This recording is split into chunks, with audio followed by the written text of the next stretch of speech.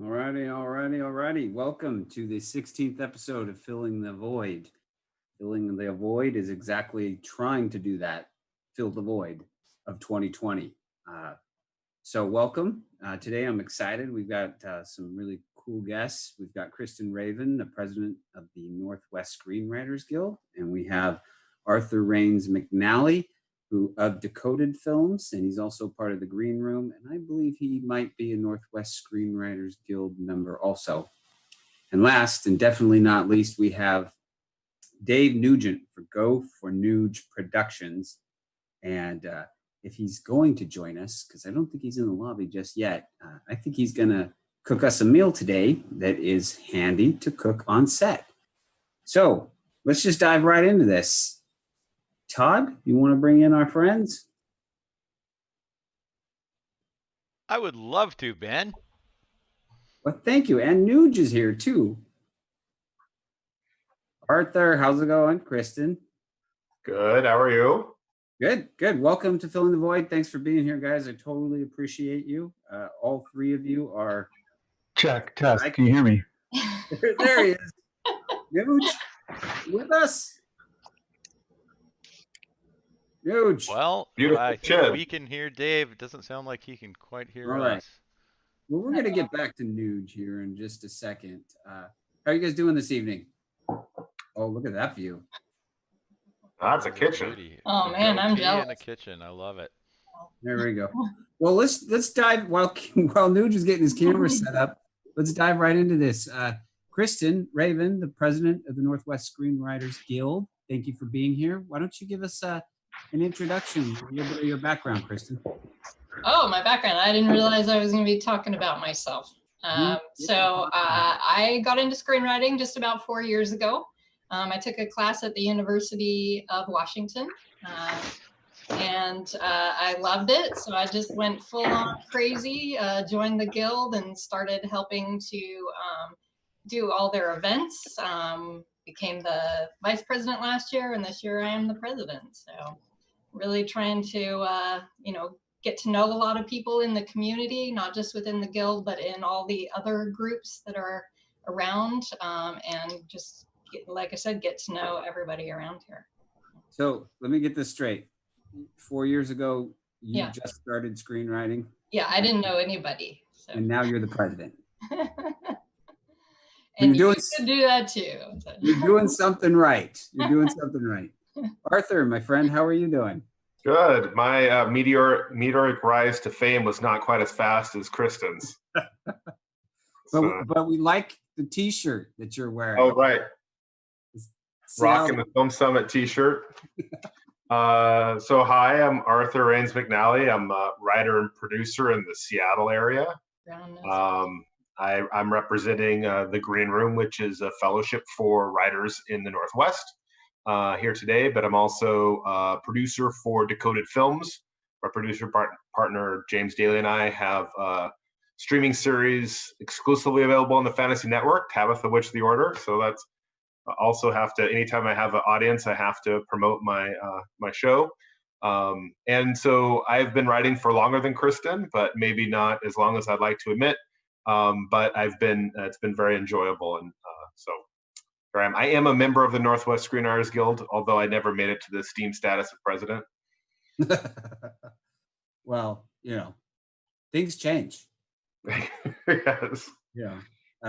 Kristin could be a tyrant, and they're going to need to topple her reign, and you could, jump in there. It's a one-year position, so. Yeah. Okay.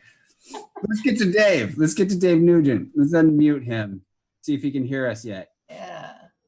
Dave, can you hear us? Well, he's muted. Todd, you may need to unmute him for me. Oh, see, I lied to Dave and said that we could unmute him.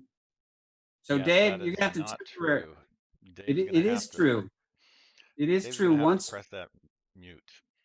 Once he unmutes himself, though, you can unmute from there on out, correct? Can you hear me now? Yeah, there he is. Yay. Let me get back in the shot. Yay. How's this looking? Can everybody see everything? We see the fantastic setup that you've got. Yes. Great. So I'm going to be cooking here. I kind of started a little thing when I was trying to fill the void with just cooking on camera and kind of getting used to being a presence in seeing what I look like on camera and whatnot. So I thought, well, while we're all kind of stuck at home, why don't I show people that it's really easy to cook?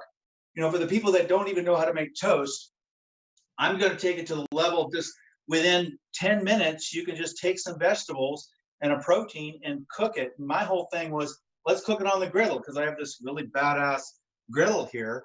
And so I've been cooking stuff, and within definitely under 15 minutes, I'm plating up and going. Now for this show, what I'm going to be doing is just kind of cooking during the whole show. So at some point now, it's kind of a little informal. But so what I'm going to be doing is just kind of cooking as we go, and I'll be cooking in the background or whatever.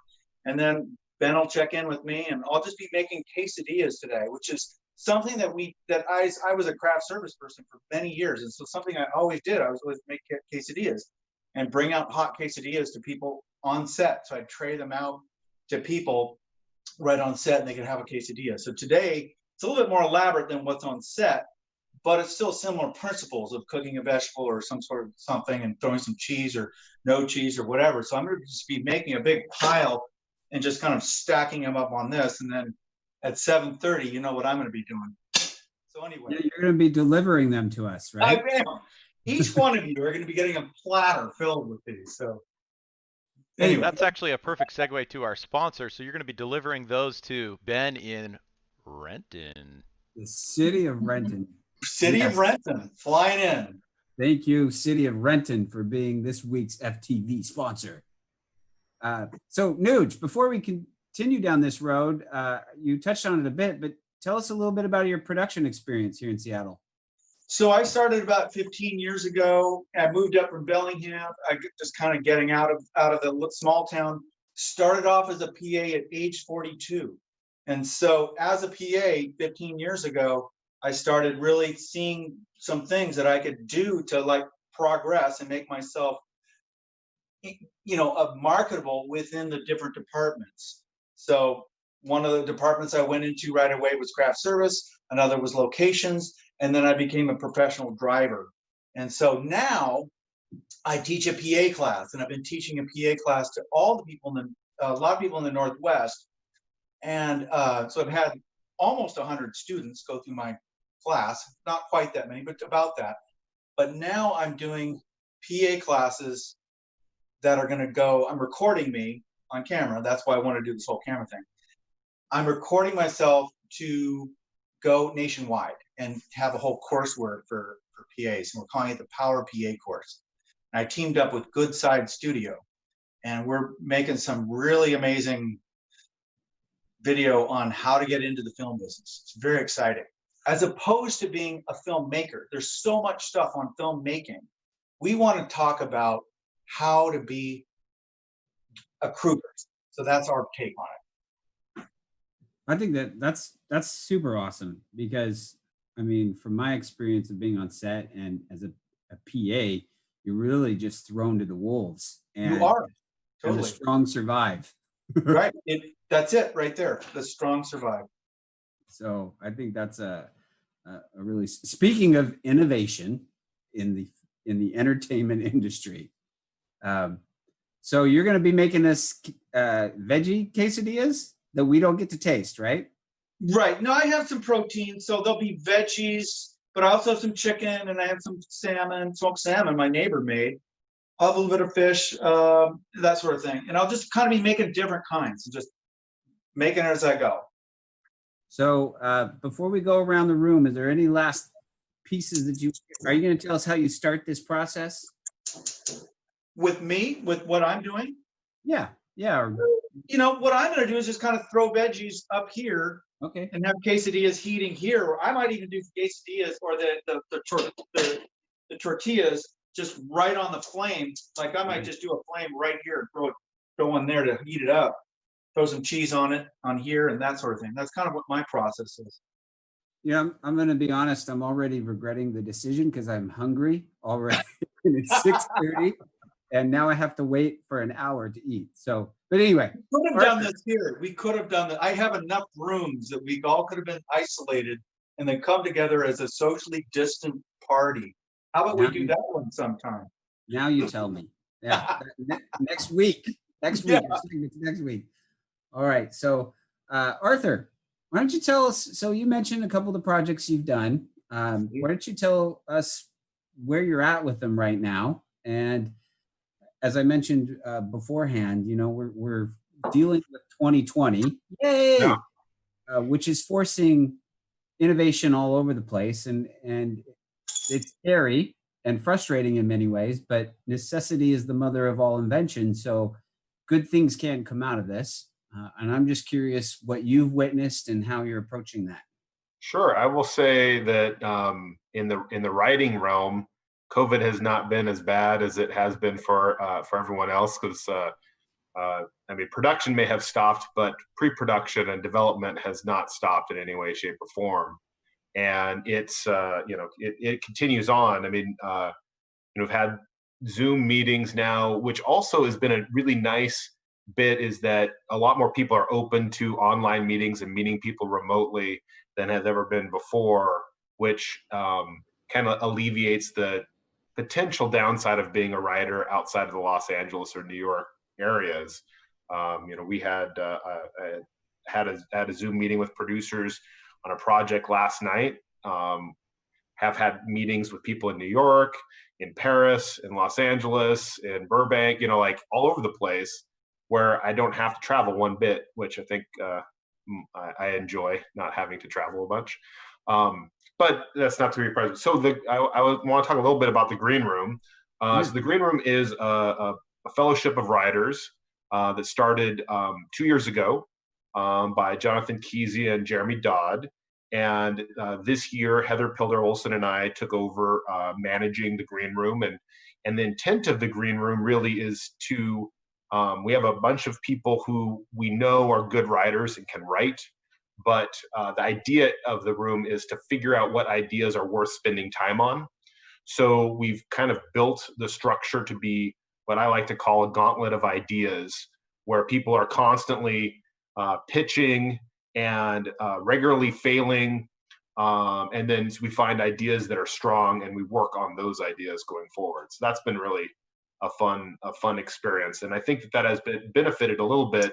One of the changes we got to do is we used to meet in person, right? And that's gone away.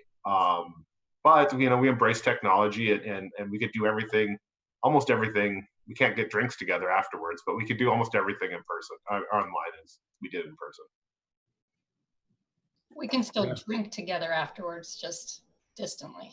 It's a little different. It's slightly different. And to bring Kristen in, Kristen is a member of the Green Room, and we do have a pretty close relationship with the Northwest Screenwriters Guild. Yeah, Kristen, what kind of adjustments are you facing over there at the Guild? Yeah, well, for those who aren't actually very familiar with the Northwest Screenwriters Guild, we're a network of screenwriters and filmmakers. We have all levels of writers with us. So the green room that Arthur was talking about is more like an advanced group. The Guild has all levels, from people who are brand new to the craft, like I was, or you know, we have people who have written and sold and have things produced. So we work to promote careers in screenwriting by providing education and industry access. So we have monthly educational gatherings to help screenwriters and also to socialize. So as an example, we hold classes each month. In the past, we've had those, you know, like at libraries or whatever. And now we've had to move all of that stuff, you know, into the Zoom space. And, you know, that's going really well. People really like the classes online. Our next class, which is August 23rd, I'm just going to promote that. We'll be talking about theme and incorporating theme into your scripts to make them stronger. Our instructor, Mike Johnston, he worked for MTV. He's won Emmys for commercials that he's both written and directed. I think the way that you say that in general is Emmy award-winning Mike Johnson. Yeah. Like, I mean, you gotta put that up front. Yeah. Right now, he's actually working with Chris Cornell's daughter, Lily Cornell Silver, on a mental health series. It's called Mind Wide Open. And so, so that's an example of a teacher that we have for us. Our September class is actually going to be comedy tips about comedy writing. And we'll have a WGA writer, Diane Metler, who's, I think Dave, that's like, we can hear Dave. Yeah, So right. Diane Metler was actually my teacher at the University of Washington, but she has had a movie on Hallmark. It was a romantic comedy. So we do get people who are well known in screenwriting. We also have a group of writers that get together every week on Wednesdays in order to read scenes and provide feedback. And that's really helpful when you're writing all alone. You read your script over and over again. You know what you intend to have on the page, but to have other people read it, to hear it, and to get feedback is super helpful. So we used to do that at a bar, and now we've had to move that to Zoom. And people really, really like that atmosphere. It's made it so that we don't all have to drive and park and do all that. There's still some social aspect to it. So we have discussed possibly doing like a hybrid model in the future when we can all, meet again. But yeah, that is open to anybody. So whoever wants to join in on that, you can find out about our events and the scene reading group at nwsg.org. Now, the Northwest Screenwriter Guild just got fired up again. It was dormant for a while, but now it's been a couple years since it's been restarted. Yeah, I think it's been about maybe 5 years. So it started before I came in.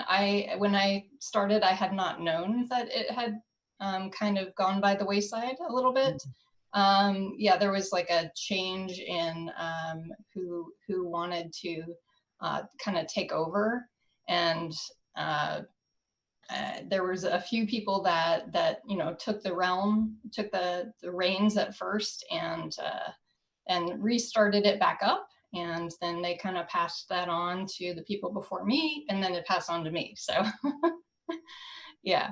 And Kristen's reign of terror has been really epitomized by having a lot of events and a lot of access and very exciting events. It's been a pleasure to be a member of the Northwest Screenwriters Guild under her leadership, because we've had a lot of really exciting things.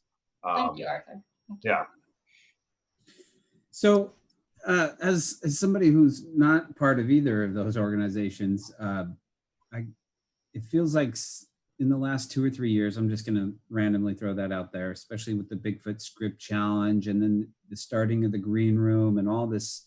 I know that I actually attended a couple events of the NWSG where you partner with ISA, right? They're one of your sponsors. It just feels like there's an energy in the region when it comes to writers that's building. Yeah. So the ISA partnership came about because we were having the educational events, but people also wanted a more social event. Mm-hmm. So I reached out to the ISA, and they have events in Hollywood and across like 18 different cities.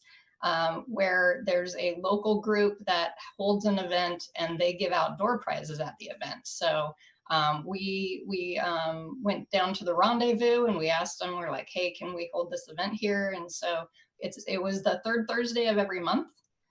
So because that was a more social thing, the ISA, the International Screenwriting Association, currently they're holding third Thursdays online. And so we are not doing that right now, but we will go back eventually to having that additional social event each month. But yes, Ben did come to that one.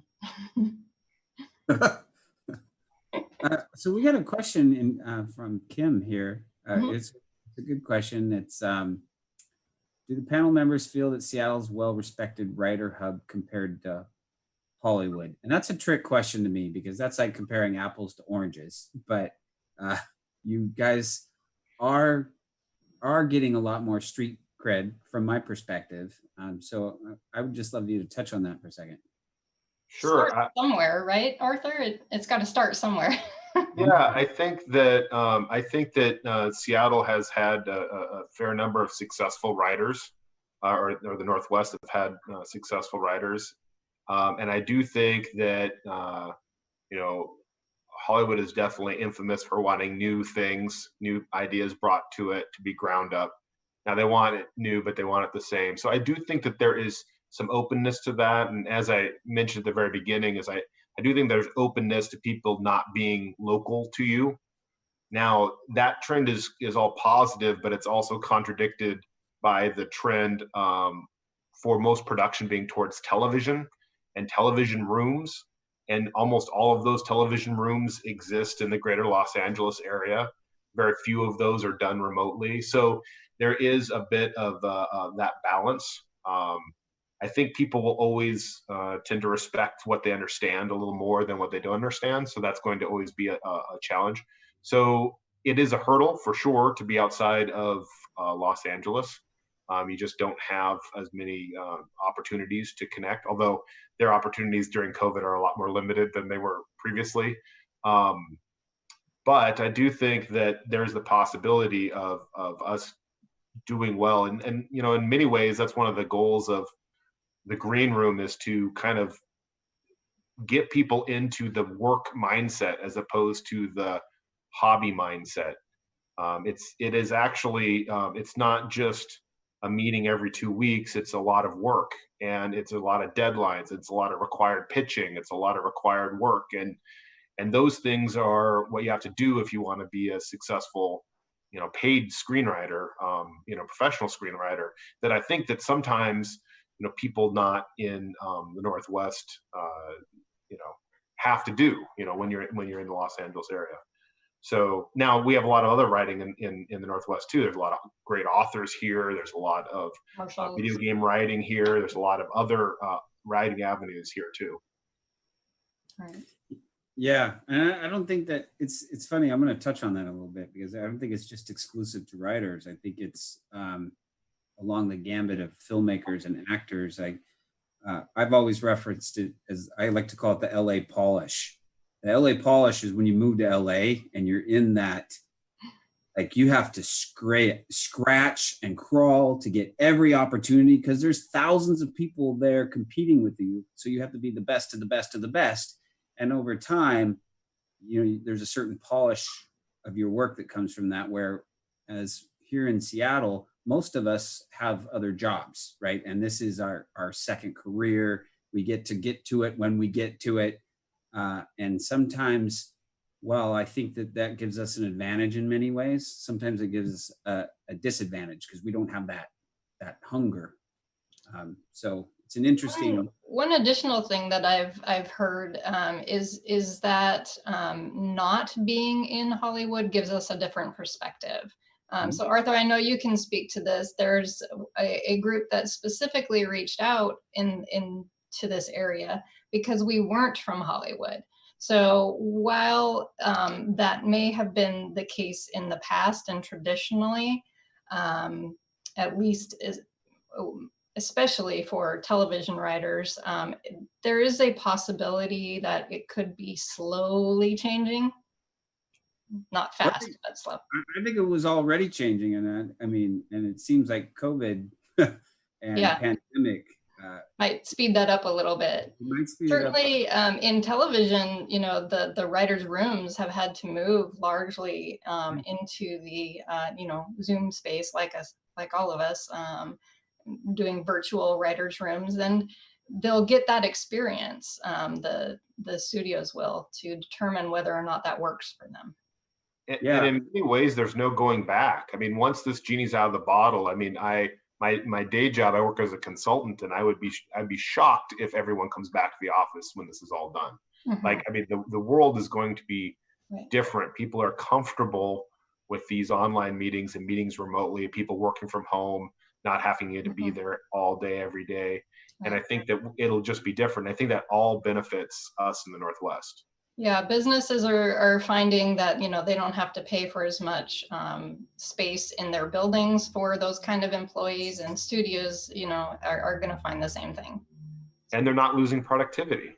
I mean, they are in some industries, but writing is not one of those industries where, you know, you need your jackhammer to be able to break the rocks or something. I mean, you literally just need a computer and a screen and being able to talk to people, and that's all you need.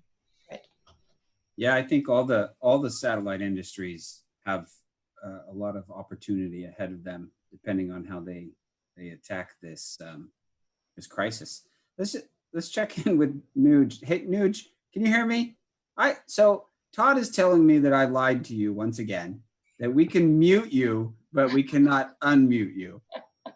But yeah, so you're muted, but he. I'm definitely seeing some good food there. Yeah. We need smell-o-vision though. I can't smell it. Okay, can you hear me now? Yes.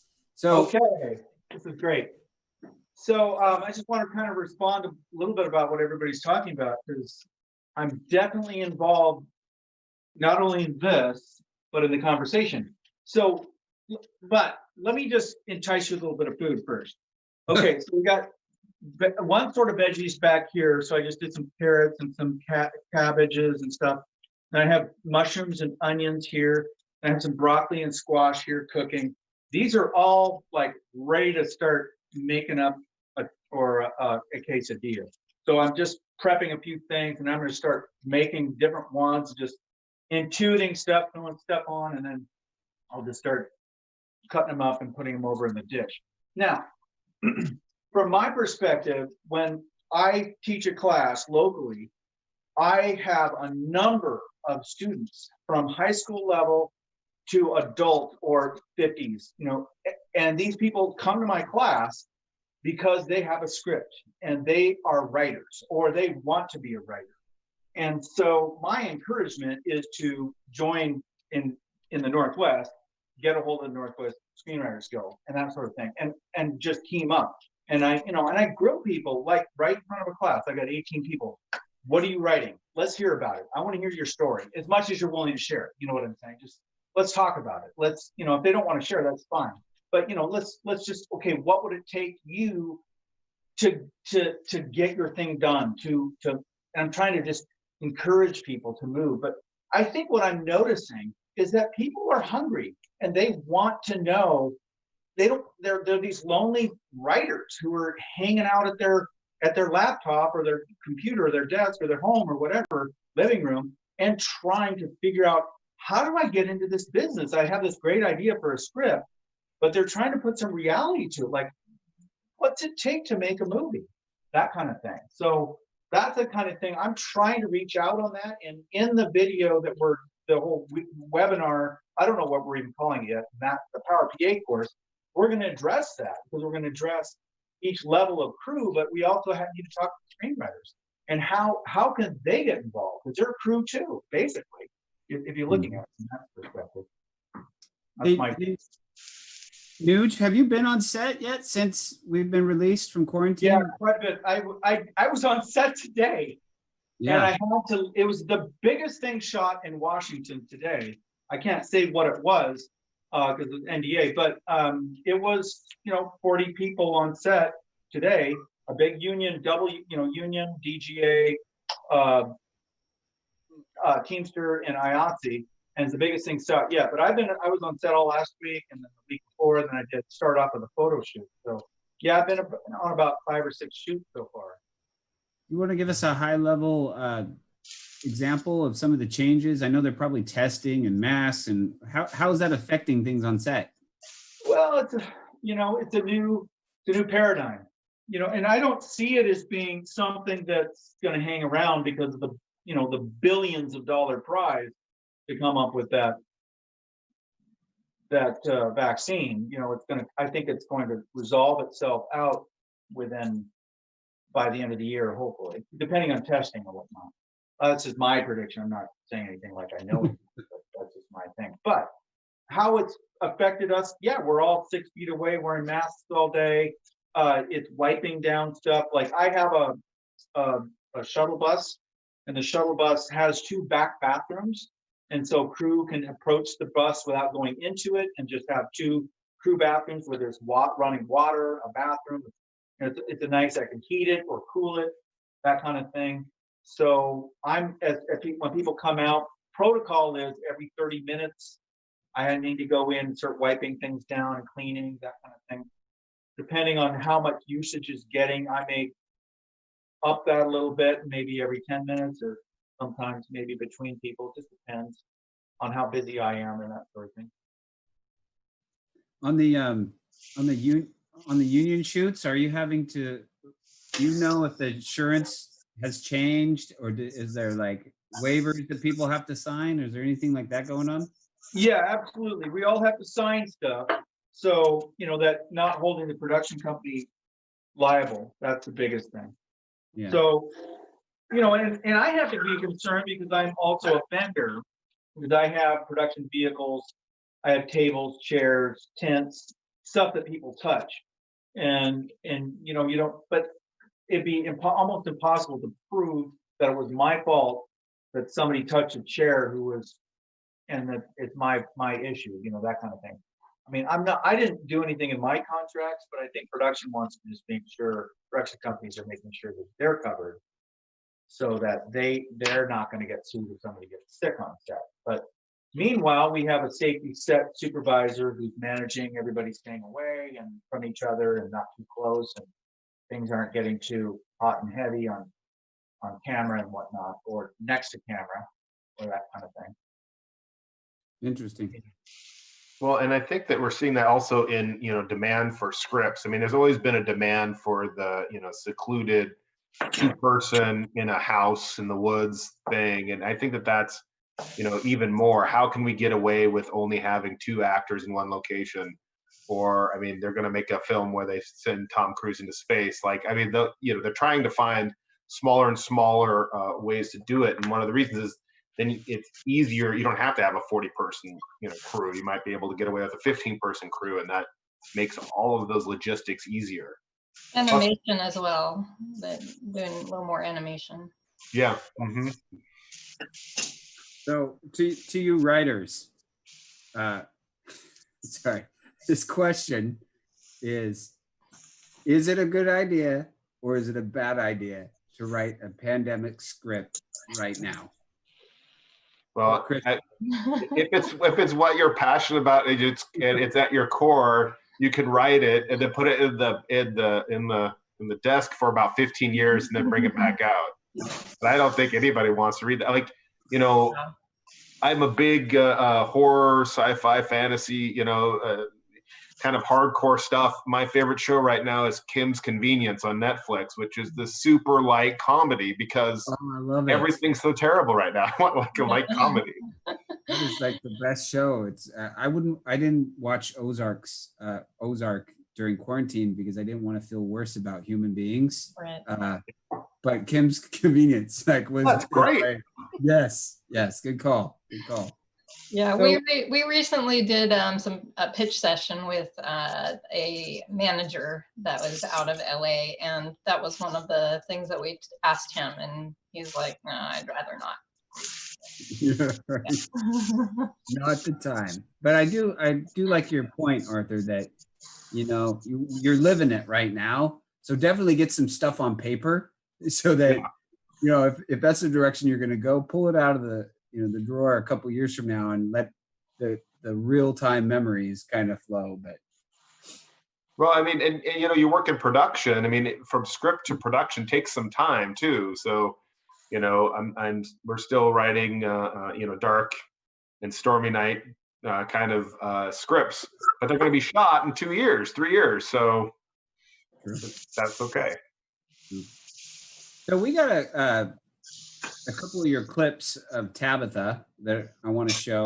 And then one of the real things I want to talk to you about, speaking of innovation, and this innovation was a little bit before pandemic, obviously, but you took some creative routes to distribution with the Fantasy Network. Yeah. And I'd love to touch on that. But before we get there, Todd, can you put up a couple of these Tabitha clips that we have? Order of Lucius, open the door now! Come in. It's open.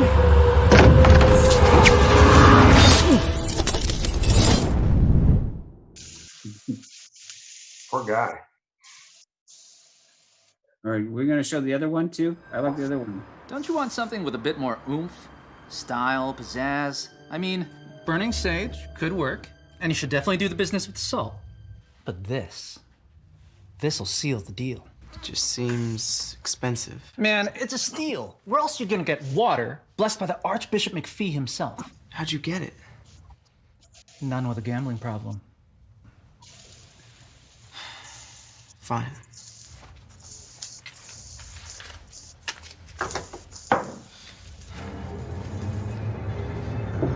Lucius? Just calm down. Go out the tunnel. Sail next week. How many times do I have to tell you, Tabitha? Don't wear the uniform in here. You're killing repeat business. Those fakes you pawn are what'll kill business.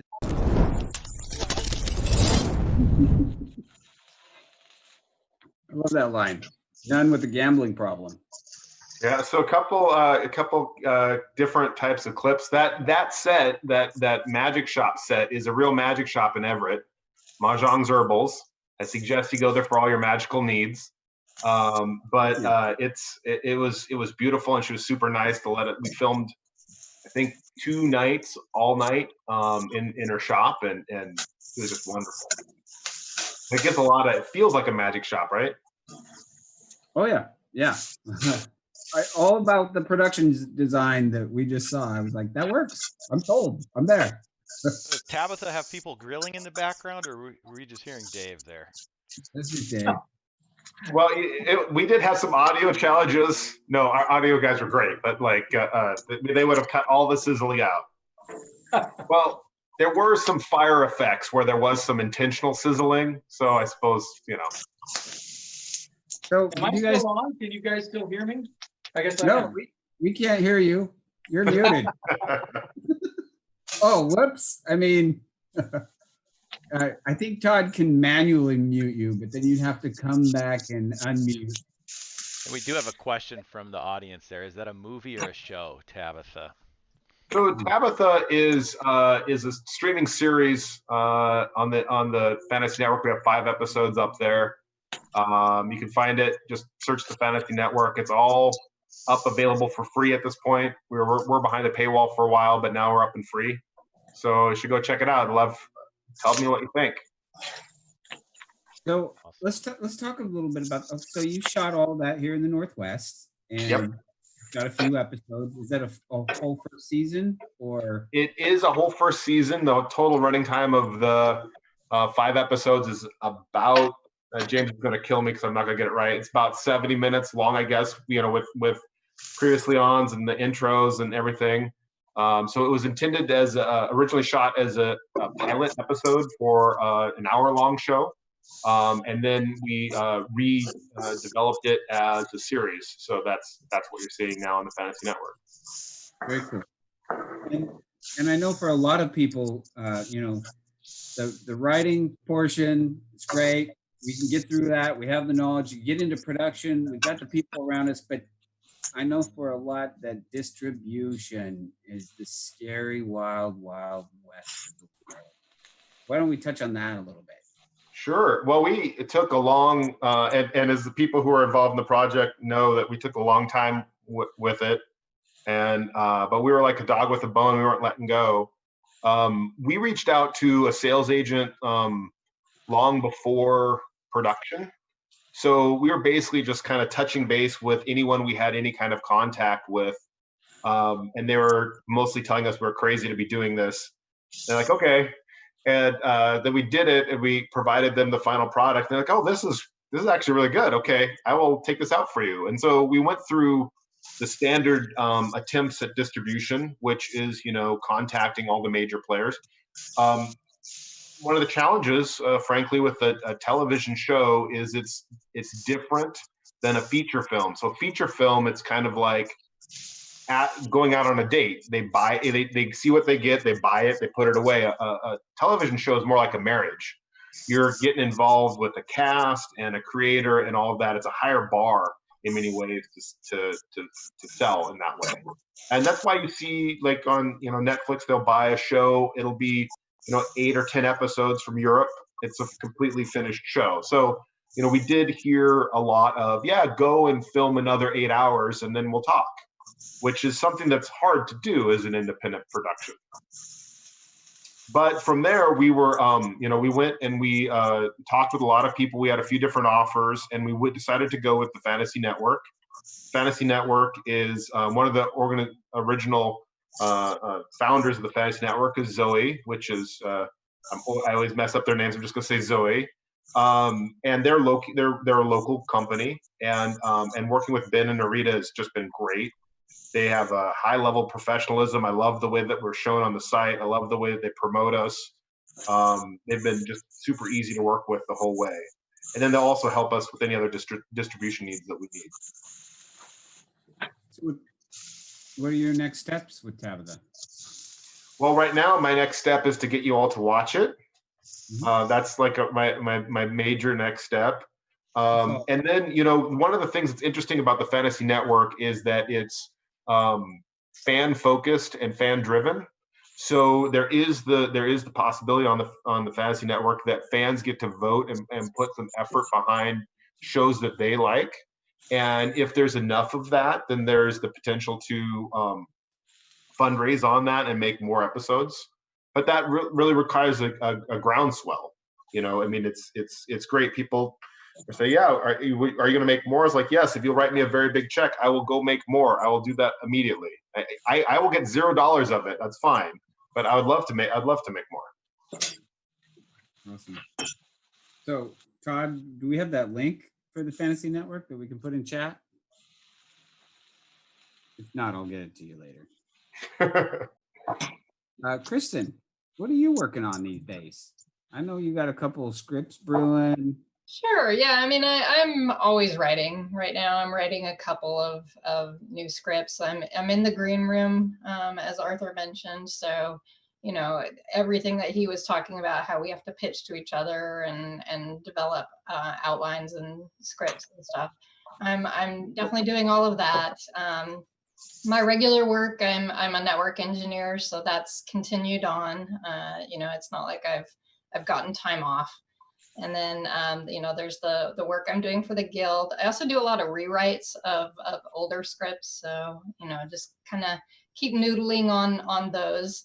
Right now, I'm making ginger beer. That's something that I do. My peach tree is ripening, so I'm doing a lot of canning and dehydrating. So my room smells lovely right now. Today, since Dave is cooking, I'm mentioning this stuff. Today I made hummus and I made naan from cassava. So I'm a big cooker. Nice. Yeah. It's making me hungry. You guys are making me hungry. Dave, how are you doing, man? I'm good. Can you still hear me? Yes. Do I need to unmute or am I good? Well, we can hear you. Okay, good. I'm doing good. I'm just doing a fish and melted cheese. What else did I throw? I got some lettuce. I got cilantro, avocado. What do you think? What should I put on here? Ooh, avocado, always solid choice. Lemon juice, lime juice. Lime juice. Okay. I'm on the fish. Hey, Dave, can we put your address in the YouTube chat? Yeah. Look at that. Lime juice. Maybe a little bit of veggies on the top. Oh, wow. I'm so sorry for your loss. You guys are Sorry for our loss. So while we've got you here and you're an expert kind of in this cooking for sets, do you have a tip or two about craft services on set? What's the successful tactics that you've used? Well, Are you talking current or past? At this point, either, man. Because current now is a completely different thing. If everything's packaged, you can't even touch anything on craft service table. It has to be given to you. That's what's going on now. Today there was around the tent a yellow cautionary, like police line almost, do not cross. And so it was in the safety meeting, as the craft service person will hand you a package sort of something, whatever you want. So you're not going to go touching all this stuff. You're going to be, but that's now. But what was before for me and what I was known about, and if you see the photo that I have on the promo, you'll see me with a big tray of snacks, and the tray is this big. And so that was my signature. It's like, yeah, I have a table, but I'm telling you, camera guys, or on still shoots, the photographer, they're out working. They can't get back to a table to like look at, So my whole thing was I was always bringing stuff right to set. And that was what I was known for, was I would arrive with this big tray of snacks, whether it was a photo shoot or whether it was a 60-person crew or 80-person or 100-person. And some of the ones I'd have 2 trays like this walking around. And all of a sudden I would shut down the whole set. That was the fun thing. It's like when you shut down the set and everybody goes, food's here. It's like, it's almost like traveling. I mean, mine was pretty heavy stuff, like not heavy, but I was not just bringing a bunch of sugar, and I didn't rarely have any sugar on set on my table or anything. But I was bringing proteins and vegetables and things like that, hot foods and snacks and smoothies and things like that. Do French hours change much of what you do? I mean, do you work on projects that are on French hours? Yeah, we'll do that where you're talking like just rotating. So and so people would hire me, especially I didn't really do French hours on many commercials. So what we get in Seattle is strictly commercials, and anything that we did that was big, like Grey's Anatomy, they're just coming up and shooting Skyline. So we didn't get any episodic here that would last for 6 weeks. We get independent film that would come in, and I did a few of those back in my early days, and I realized I don't want to do those. They're very demanding because the budgets are low, and then catering is usually sacrificed, and then what do? They lean on me. So that was where that became a challenge for me to have to deliver on that. But anyway, but on like a photo shoot, like Nordstrom would hire me, and I would do French hours with them because they would just want to start at dawn and go to dusk. And they just would like to work all day. And so what I would do is I would just constantly bring food into them, and then they just break as you want to over that. And at some point I do like more of a dinner thing, which I'm not a caterer, so I can't really say that I catered stuff. It was more heavy prepared foods, let's say, in that respect. So that's kind of what I would do. So just kind of keep things going with big trays of snacks. Absolute note to self: eat before evening episodes, especially if Nuge is on cooking. Arthur, you've got some projects you're working on, and you were talking a little bit about how you're developing them. And I think we have a clip, but do you want to introduce the clip and talk a little bit about what you're up to? Sure. So I'm working with Decoded Films with my partner, James Daly. We are deep in development, which does not slow down with COVID. And we are approaching a plan. So, as a production company, we have, goals. And one of our goals is to shoot a few feature films over the next few years, maybe say 3 feature films in 6 years. And one of the things that we were looking at, and I've been kind of preaching this for a while, is let's do films that are somewhat interconnected. And how do we do that? We spend a lot of time building our world, and we call our world the dark truth world, where basically we're living in reality, which is in 4 dimensions and very rational. Everything happens, but we kind of delude ourselves that everything's happening in a rational way. And in fact, we're living in a higher dimensional world where a lot of weird stuff happens. And I kind of base it on the physics theory called M theory, which M stands for a bunch of different things depending on who's talking about the theory. But in our case, it stands for madness. And so when these higher dimensions come in, weird stuff happens. So we really wanted to spend a lot of time developing the world in which all of our films would sit. And we're kind of looking at horror or thriller type movies with some supernatural elements. So that's kind of the world that we built. So James is quite adept at all the computer stuff. So he built us a short little trailer that will then help people see the type of world. A podcast that we were thinking about doing, and it was an hour-long podcast, but it gives you an idea of the type of world that we're working in. I guess I should cue that up, Todd. That was the cue for Todd. My name is Christopher Crowley. With a PhD in psychology and parapsychology, I've dedicated my life to pulling back the veil and revealing the truth that hides in the shadows. From ancient occult rituals to alien mummies, I've seen it all. In the next hour, join me as we talk with the experts and witnesses with first-hand knowledge of the strange and unexplained. You might think you know the truth, but do you know the dark truth? Nice. What's that, James? That was James's voice. Yes, James was a radio DJ for a long time, and so, well, maybe not a long time, but he was a radio DJ and has a wonderful voice. But that's the kind of thing that, as independent, film, we want to put a lot of collateral together because we have to get people on board, we have to get investors, we have to get a lot of buy-in because, as Dave mentioned, independent film doesn't have a lot of money, and so we have to have people who are passionate about the pieces that we're trying to put together. Giving them a visual sense of what we're trying to do really helps with that. What is parapsychology? That would be a very good question. I can kind of riff on it. I think that it's psychology dealing with the supernatural to a certain extent. Oh, and James right now is shaking his head because he wrote that piece. So poor James.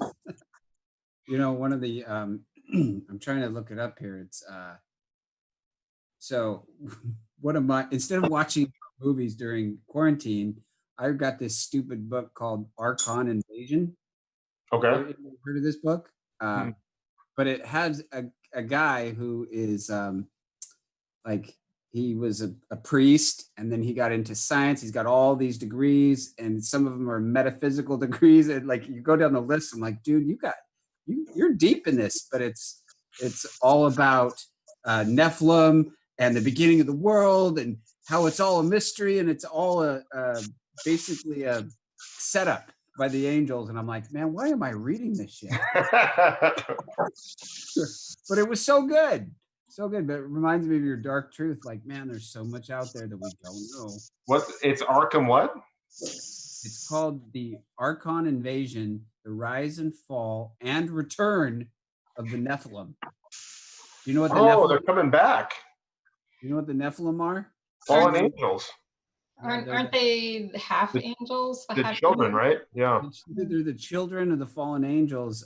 And it's interesting. I'm not going to dive down this. Sorry for taking this episode and talking about Nephilim. But we have 7,000 years of recorded history, right?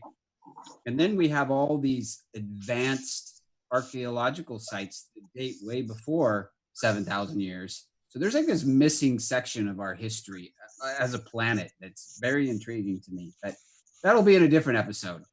We got 5 minutes left. 5 minutes left. I'd like to go around and just you've all had your experience in different lanes in this case, this creative industry of film, and you've all learned unique things. And what's a good thing that you've learned that's now a core part of your philosophy that you might want to pass on to somebody else? Kind of a deep question, but why don't we start with Kristen? Sorry, Kristen. Okay. Well, when I got into screenwriting, I was told how lonely it was. You are technically, when you're writing, it's you and your computer. But there definitely is a big community out there. I am part of 6 different writing groups. We meet on Zoom all the time. Even before that, I was meeting with people all the time. There's a lot of, getting together and talking about our scripts. If you don't talk about it, then it doesn't improve. It's just you. If you get other eyes on it, it does improve. Your craft improves. So that's one thing that I noticed that is definitely different from my expectation, and something that I think that I would like other people to know is that you don't have to just be alone.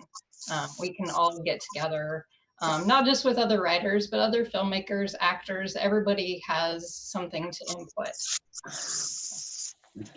Academy Award-winning screenplay writer once told me that specifically. He said, if you ain't sharing your work with anybody else, your work is not ready to be made. And I thought, well, that's pretty powerful. Good one. And Arthur. also, you know how she became president of the Northwest Screenwriters Guild so fast. She's never stopping. She's like that song from Hamilton, 6 writers groups. Like, I mean, seriously, I'm such a slacker. I think that the biggest lesson that I've learned over the last few years that I think is very valuable in filmmaking and life in general is that if you don't ask, you have no. So you already have no, so why don't you ask? I mean, don't be a jerk about it, but just, you already have no. Go ask. Hey, Ben, will you come onto my podcast? You will say no unless I ask you to do that. Can I shoot a film in your coffee shop? You have no unless you ask. Don't expect them to say yes. Don't demand them to say yes, but you do have no if you don't ask. So my advice is always ask. Amen. Word. And then, Nuge, before we ask you that question, Lisa Hammond is in chat asking you, what beverage would you pair with tonight's grill? A white wine. Can you hear me? Am I unmuted? You're good. Definitely white wine. White wine.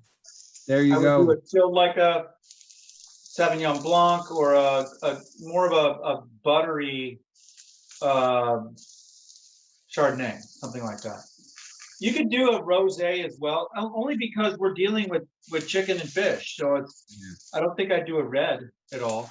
In fact, I was kind of going to pour myself a glass of wine and have it here drinking in front of you guys, but it was one of the things that just kind of escaped me in prepping for all this, because I had to set up lights and this mic and the can and that, and I have a laptop, so I'm watching you guys over here because I can't see you on my phone, which is there, which I'm talking to you. So I have it on a laptop of the show over here, but this is about a minute behind. So before we ask you that, I'm going to have you close out with your advice, Dave. But before we do that, we got one more question from Lisa, which is, Kristen, for first-time writers, and you obviously have your thumb on the pulse of writing groups, which is a good writing group to start with? I definitely would come to the Wednesday Zoom session. If you've never, written before, or if you've written your first thing and you kind of just want to get the feel of what it's like to be in a group where scripts are read and then feedback is given, that would be a good starting point. You don't have to participate. You can just sit and watch. If that's where you're at in your level of comfort, you can sit and watch, for a while, and then, slowly get involved. And find people that you groove with, find people that like the same things that you do, that get your sensibilities, either whether that's humor or types of, what you're interested in.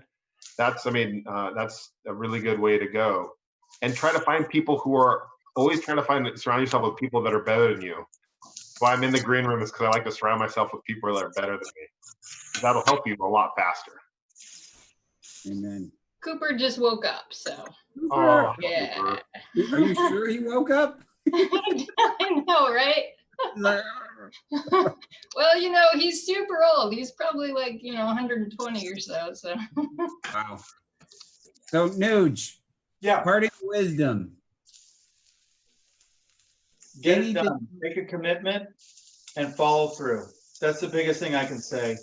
Is if you've got something and a vision, and if you're a visionary and you have a lot of ideas, you need to whittle it down. So tap into your community and get feedback from people like, hey, what do you think of this? And compare stuff like, well, I have 1,000 ideas for this. Well, let's pare it down and whittle and whittle and whittle, but then choose, make a decision, and just make that something that you're going to get done and follow through. Even if it's just a 2-minute short, just follow through, get it done. Or if it's a 15-minute short. And like what Arthur said, just ask people, will you help me on my short? I'm looking for this. Can we do a weekend? Can we do this? Ask your community, draw from them, and then make the commitment and follow through and get it done. That's my biggest advice. Well said. Well, you guys, our time together has come to an end. Thank you so much. I've had a lot of fun tonight. Thank all three of you for being instrumental figures in Northwest filmmaking. thank you, Ben, because you have been very, Yes, very Ben. helpful. Yes. Thank you for everything you do. Thank you. You're welcome, and thank you. You guys, tune in next week. Next week, we're going to do an actor-focused episode. Thank you again to Renton, the city of Renton, for sponsoring. Next week's episode is going to be acting in the Northwest. Where do we go from here? And we're going to have a lot of our local casting directors and agents, and I think even a manager on. And so join us next Thursday, 6:30. And thank you again. You guys have a good night. All Thank right, you all. Thank you. Really a pleasure.